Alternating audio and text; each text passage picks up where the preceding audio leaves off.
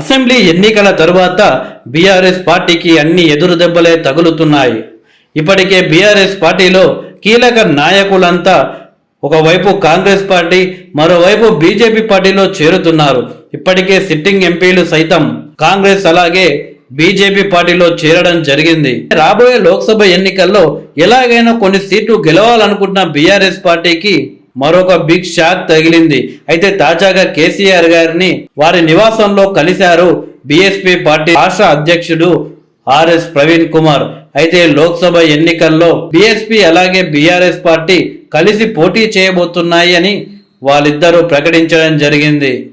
అయితే కేసీఆర్ కి అలాగే ఆర్ఎస్ ప్రవీణ్ కుమార్ కి బిగ్ షాక్ ఇచ్చారు బీఎస్పీ అధినేత్రి మాయావతి గారు.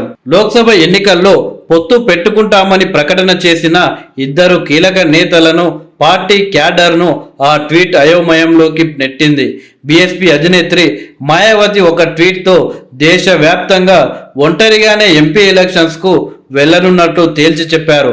పొత్తు లేదు, థర్డ్ ఫ్రంట్ లేదని ఆ ట్వీట్తో మాయావతి కుండ బద్దలు కొట్టారు. అయితే ఇటీవల బీఆర్ఎస్ అధినేత కేసీఆర్తో ఆర్ఎస్ ప్రవీణ్ కుమార్ భేటీ కావడం, పార్లమెంట్ ఎన్నికల్లో పొత్తు పెట్టుకుంటామని ఇరువురు నేతలు ప్రకటించిన విషయం తెలిసిందే. అదే అంశంపై కేసీఆర్ స్వయంగా మాట్లాడుతూ ఆర్ఎస్ ప్రవీణ్ కుమార్తో ప్రస్తుతం మాట్లాడామని, రేపు బీఎస్పీ అధినేత్రి మాట్లాడుతానని ప్రకటించారు. ఖచ్చితంగా పార్లమెంట్ ఎన్నికల్లో కలిసి పోటీ చేస్తామని, సీట్ల పంపకాలపై త్వరలోనే ప్రకటన చేస్తామని గులాబీ బాస్ ప్రకటించారు. అయితే శనివారం మాయావతి పొత్తులపై చేసిన ప్రకటనతో ఆర్ఎస్పీకి, కేసీఆర్కి ముందు నుంచి ఉన్న అవగాహన నిజమేనా అనుమానాలు బలపడుతున్నాయి.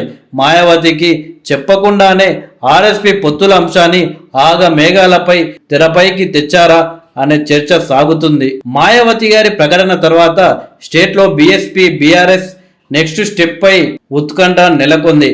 మాయావతిని కాదని BSP state chief RS Praveen Kumar పొత్తు విషయంలో ముందుకే వెళ్తారా ప్రచారం జరుగుతున్నట్లు, పొత్తులో భాగంగా నార్కర్నూలు ఎంపీ సీటు నుంచి పోటీ చేస్తారా అనే విషయాలపై క్లారిటీ రావాల్సిన అవసరం ఉంది. పార్టీ అధినేత్రి సింగిల్గానే దేశవ్యాప్తంగా పోటీ చేస్తామని తేల్చి చెప్పడంతో పొత్తు విషయంతో బీఎస్పీ తగ్గుతుందా లేదా అనేది తేలాల్సి ఉంది. మరోవైపు పొత్తు విషయంలో పార్టీ హైకమాండ్ను ధిక్కరించి సొంతంగా ఆర్ఎస్పీ ఏ నిర్ణయం తీసుకున్నా రాష్ట్ర వ్యాప్తంగా జరుగుతున్న కేసీఆర్ ఆర్ఎస్ ప్రవీణ్ కుమార్ చీకటి ఒప్పందం వార్తలకు బల చేకూరినట్లే అని రాజకీయ విశ్లేషకులు అంటున్నారు. మరి రానున్న రోజుల్లో ఏనుగు కారు పార్టీ అలయన్స్ ఎటుదారి తీస్తుందో వేచి చూడాల్సి ఉంది.